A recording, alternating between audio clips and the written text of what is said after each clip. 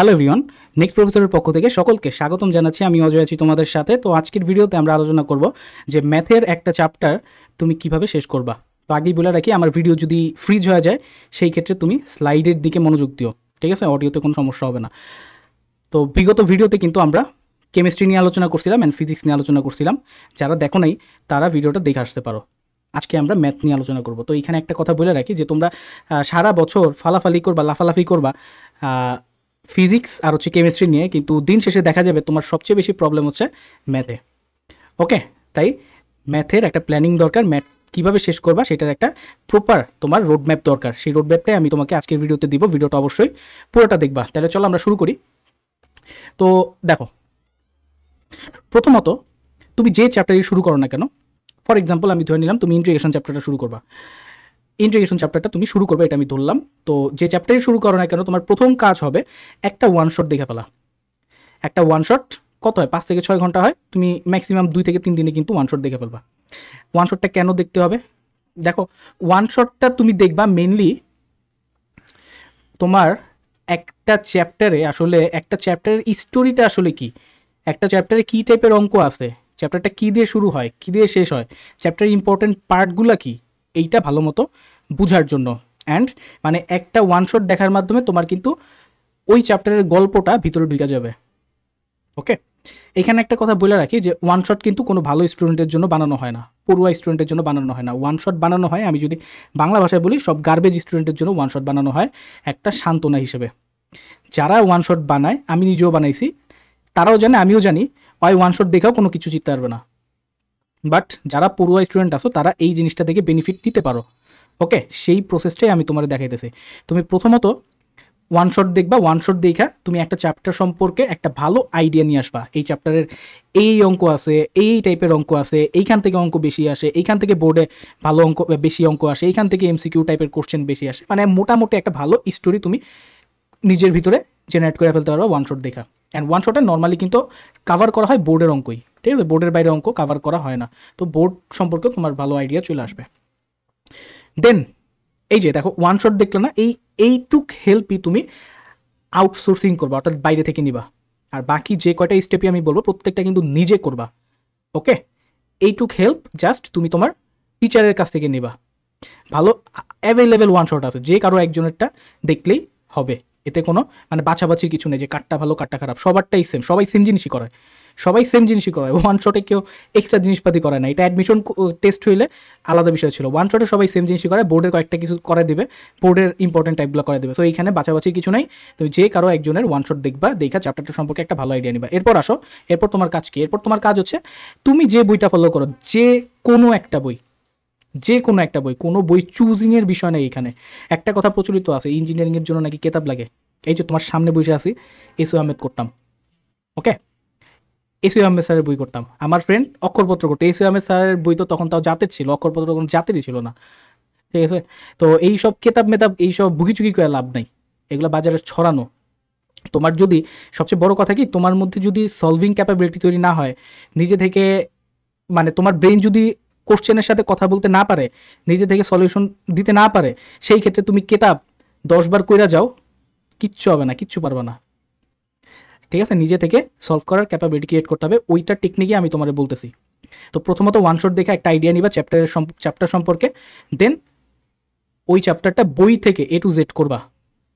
And অবশ্যই নিজে নিজে, অবশ্যই নিজে নিজে, কারণ ওয়ান শট দেখা তুমি জানো কী টাইপের অঙ্ক আছে, তুমি জানো, তোমার আইডিয়া আছে, ঠিক আছে? কেমনে সলভ করতে হয় সেগুলো সম্পর্কিত কিছু টেকনিক শিখছো সেখানে, সেইগুলোই এই জায়গাতে অ্যাপ্লাই করার চেষ্টা করবা, নিজে নিজে করার চেষ্টা করবা। আমি অলওয়েজ নিজে নিজে করার জিনিসটাকে প্রমোট করব। আগে করি নাই, মানে 1 বছরের মতো হয়ে গেছে করি নাই, বাট এখন থেকে করব। কারণ এইটাই দিন শেষে কাজ দেয়, অন্য কোনো কিছু কাজ দেয় না। টিচারের ক্লাস দেখে কোনো লাভই হবে না। কম্পিটিটিভ এক্সামে তুমি মারা খাবা, এটা শিওর।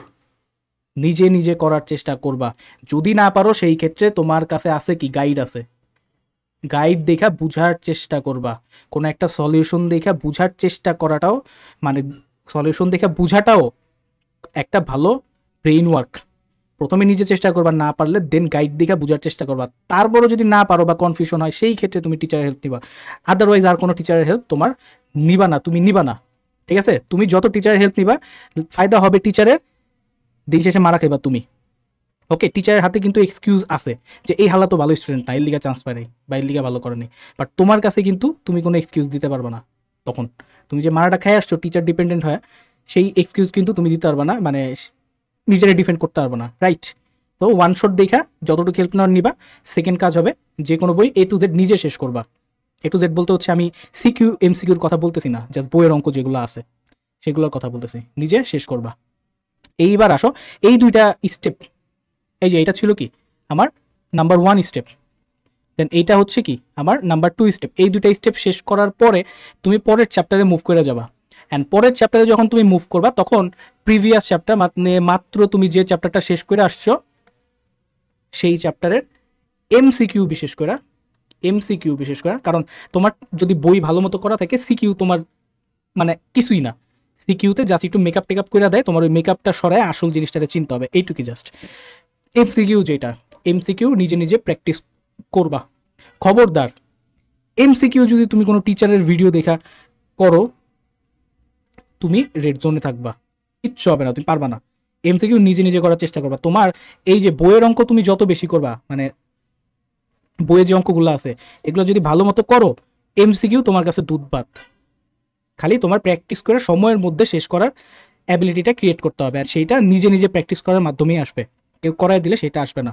তো যখন তুমি পরের চ্যাপ্টারে মুভ করে গেছো তখন তুমি প্রিভিয়াস চ্যাপ্টারের MCQটা বিশেষ করে প্লাস হচ্ছে সিকিউ যতটা পারো করবা। তো এই 3টা স্টেপেই তোমার কিন্তু একটা চ্যাপ্টার শেষ। HSC লেভেলে এই 3টা স্টেপ এনাফ। অ্যান্ড আমি একটা জিনিস আবার বলবো, নিজে নিজে সলভ করার চেষ্টা করবা, নিজের সলভিং ক্যাপাবিলিটি বাড়ানোর চেষ্টা করবা, ডেভেলপ করার চেষ্টা করবা। আদারওয়াইজ আগেও বলছি 1000টা কিতাব মুখস্থ করে গেলেও তুমি অ্যাডমিশন টেস্টে কোনো কিচ্ছু ফালাইতে পারবা না। আগেই করে রাখলাম, এটা এখন বুঝবা না, পরীক্ষা দিবা শেষ করবা ভার্সিটিতে উঠবা তখন বুঝবা খেলার নাম বাবাজি, ঠিক আছে? এরপর আসো, এইটুক যদি শেষ করো এনাফ, HSCর জন্য বেস্ট। ইভেন শুধু HSC না, এইটা তুমি অ্যাডমিশন ফেজেও একটা ভালো স্টার্ট দিবে। তো তোমার কাছে যদি আরও সময় থাকে, ধৈর্য থাকে, সেই ক্ষেত্রে তুমি এর পরবর্তী যে পার্ট স্টেপ 4, এটা ম্যান্ডেটরি কিছু না, মানে HSCতে ম্যান্ডেটরি কিছু না, তুমি চাইলে কনসেপ্ট বুক অথবা কোশ্চেন ব্যাংক যে কোনো একটা একটু প্র্যাকটিস করে দেখতে পারো। আমি বলবো কোশ্চেন ব্যাংক। কনসেপ্ট বুকটা তুমি যখন মনে করো ইঞ্জিনিয়ারিং প্রিপারেশন নিবা, বা অনেকেই তো ইঞ্জিনিয়ারিং প্রিপারেশন নিবা না, সেই ক্ষেত্রে তার ক্ষেত্রে তো আর কনসেপ্ট বুক বলতে হচ্ছে ইঞ্জিনিয়ারিং কনসেপ্ট বুক পড়ার কোনো মানে নেই। তো যারা ইউনিভার্সিটি প্রিপারেশন নিবা সেই ক্ষেত্রে তোমরা ভার্সিটি কোশ্চেন ব্যাংক, আর যারা ইঞ্জিনিয়ারিং প্রিপারেশন নিবা ইঞ্জিনিয়ারিং কোশ্চেন ব্যাংকটা জাস্ট একটু ভাইটা প্র্যাকটিস করবা, যদি সুযোগ থাকে, সময় থাকে, ধৈর্য থাকে সেই ক্ষেত্রে। আদারওয়াইজ এটা এই স্টেপে স্কিপ করতে পারো, এটা নিয়ে মাথা ঘামানোর দরকার নেই। তো দিন শেষে আরেকটা কথা আবার বলবো যে ভাই, টিচারের হেল্প যতটা কম পারা যায় ততটা কম নাও, অ্যান্ড নিজে চেষ্টা করো, নিজে সলভ করার চেষ্টা করো। নিজে চেষ্টা করলেই সলভিং ক্যাপাবিলিটি বাড়বে। টিচারের হেল্প যত বেশি নিবা তত তুমি নিজেরে মারা দিবা। এইটা এখন হয়তো বুঝবা না, বাট অ্যাডমিশন ফেজে যায় ঠিকই জিনিসটা ফিল করবা। তাই নিজে চেষ্টা করো যত মিনিমাল হেল্প টিচারের কাছ থেকে নেওয়া যায়, এইটা এনশিওর করো। ওকে, তাহলে আজকে এই পর্যন্ত রাখলাম, দেখা হবে পরের ভিডিওতে। ধন্যবাদ সবাইকে।